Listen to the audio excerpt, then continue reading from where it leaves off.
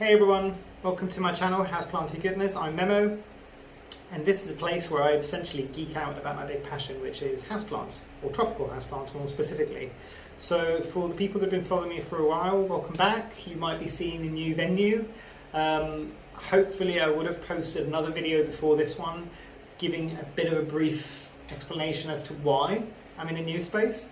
But yeah, let's dive into today's topic, which is something you might be able to see right in front of me, which is this little potato essentially here. So in front of me, what I do have is the bulb of a Stephania Erecta plant. So this is a caduciform plant, and this is one that grows in the tropics. But with a lot of caduciform plants, when you're essentially planting it up as a tuber, which is what this is, you get a lot of information online that says you need to not overwater it. It could rot out quite quickly until it starts creating roots. So a lot of people will do what I did and give it a lot of chance to succeed. So it's in terracotta, so it'll leach out the moisture. It's wet now because it's been watered today. There's some decorative gravel at the top, but it's not all pon, which essentially I think a lot of people are using at the moment. But it is regular, or at least my airy aroid mix, if I'm not mistaken. This is a while now actually. This I bought, I'd say almost 6 or 7 months ago now, and pretty much planted it straight away. Make sure that you're not planting the whole thing underground, so it needs to stay on the top here. And it did nothing. I tried all of this. It was sitting on a heat mat, and it was in the plant room, so it had an okay level of humidity. It was under some grow lights as well, but absolutely nothing happened for months. And I know this is an experience a lot of people have, is these things take a very, very long time to sprout, and that you kind of think that nothing's happening, or you've got a dud essentially. But I remembered many months ago, I'd listened to an episode of the Plant Daddy podcast. If you've never gone to listen to the Plant Daddy podcast, definitely go and check the guys out. Matthew and Stephen are absolutely hysterical. They've got some great planty stories, some good advice. They've got some amazing guests on there as well, so definitely check them out. But I think it was either Matthew or Stephen, I think it might have been Matthew, that had one of these and was struggling the same way. Nothing was sprouting, nothing like that. And it was either on a whim that he tried this, or somebody kind of mentioned it to him. I can't remember now off the top of my head.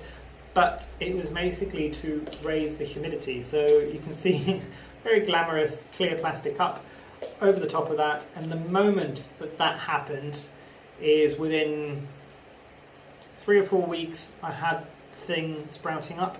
And this pretty much all happened within a week now. So as soon as it starts going, it goes quite fast as well. And you might be able to see, if I bring it in a bit closer and I'm not shaking too much, those are the first 2 little umbrella type leaves that are coming out. So this is one of the things that people are really fascinated about this plant, is the fact that the leaves look like they're kind of almost fully circular, and they look a bit like an umbrella. It's really cute. But yeah, essentially with this plant, the reason why I think that works is because it's a caduciform plant and it's coming from slightly more tropical regions rather than arid regions. So if you'd imagine this would be in the jungle floor, there'd be a lot of leaf debris over it potentially, and that would mean that the humidity level would be quite high. And then eventually it will poke up through the leaf debris and it would have its own foliage essentially. So I think that's probably why that was happening. But I'm super happy that it's finally sprouted. Hopefully it will do well. It's getting to the very top of the plastic cup that I've got over it essentially for humidity, so I need to figure out when I'm going to take that off and bring it back into what is essentially the hothouse humidity, which I'm looking around at some humidity meters.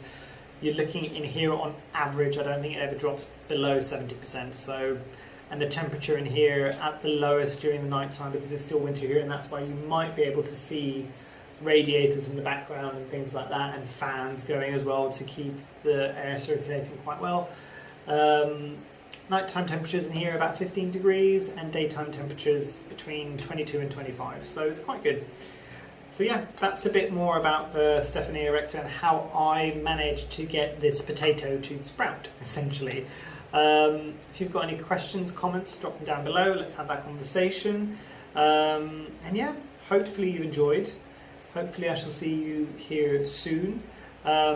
Before I forget, actually, if you do like this type of content, do consider liking this video if you like this video. If you'd like to see more videos like this, normally there was a bit of a hiatus because of the reasons why this is a new location here, but normally I would post videos every week, about 2 or 3 times.